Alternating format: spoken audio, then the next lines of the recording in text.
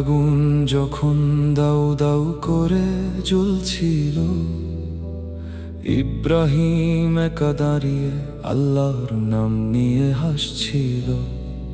সেই ইব্রাহিমই একদিন ভয়ঙ্কর স্বপ্ন দেখলেন, তোমার সবচেয়ে প্রিয় জিনিস আমার পথে বলি দাও। রাতের আঁধারে চোখের পানি মুছে ফেললেন, ইসমাইলকে জড়িয়ে ধরে বললেন, বাবা তোরে নিয়ে যাব। ছেলে হাসলো, বলল, যা আল্লাহ চেয়েছেন তাই হবে। আমার গলায় ছুরি চললে যদি তার সন্তুষ্টি হয় আমি খুশি। এই কুরবানি আগুনের পরীক্ষা রে, এই কুরবানি বিশ্বাসের আত্মসমর্পণ রে। প্রিয়তমকে ছাড়তে শেখায়, ভালোবাসাকে ছাড়তে শেখায়। ইব্রাহিমের পথ ধরে আমরা প্রতি ঈদে চলি আজও। মিনার পাহাড়ে চলছে পিতা পুত্রের নীরব যাত্রা। ইসমাইল বলছে, বাবা আমার চোখ বেঁধে দাও। তোমার হাত যেন না কাঁপে, যেন আমার মুখ দেখে দুর্বল না হও। ইব্রাহিমের হাতে ছুরি কাঁপছে কিন্তু হৃদয় অটল। ছুরি নামলো কিন্তু রক্ত পড়ল না। আকাশ ফেটে জিবরাইল নেমে এলেন, সাথে একটি দুম্বা। ইব্রাহিম তুমি পাস করেছ, তোমার ভালোবাসা প্রমাণ হয়েছে।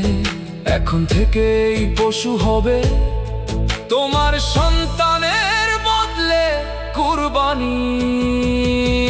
সেই থেকে প্রতি বছর এই ঈদ আসে আমরা গরু ছাগল কুরবান করি, কিন্তু আসল কুরবানি তো হৃদয়ের ভিতর হয়। আমাদের লোভ, অহংকার, হিংসা আর অতিরিক্ত ভালোবাসা, ধনী গরিব সবাই মিলে মাংস ভাগ করে খায়। এক টুকরো মাংসের মধ্যে লুকিয়ে থাকে সেই বার্তা, যা তোমার কাছে সবচেয়ে প্রিয় তা আল্লাহর জন্য ছেড়ে দাও। এই শিক্ষাই ইব্রাহিমের উত্তরাধিকার, এই শিক্ষাই কুরবানির আসল রূপ। ইয়া ইব্রাহিম, ইয়া ইসমাইল, তোমাদের ত্যাগের কাছে আমাদের সব কুরবানি ছোট। তবুও আমরা চেষ্টা করি, প্রতি বছর চেষ্টা করি। এই কুরবানির ঈদ শুধু উৎসব নয়, এই ঈদ একটা বিপ্লব রে, হৃদয়ের বিপ্লব রে।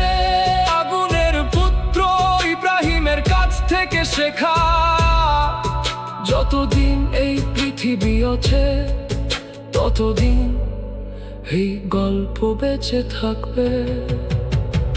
আল্লাহু আকবার, আল্লাহু আকবার, আল্লাহু আকবার, আল্লাহু আকবার, আল্লাহু আকবার, আল্লাহু আল্লাহু আকবার। কুরবানি কবুল হোক, ঈদ মুবারক, ঈদ মুবারক, ঈদ।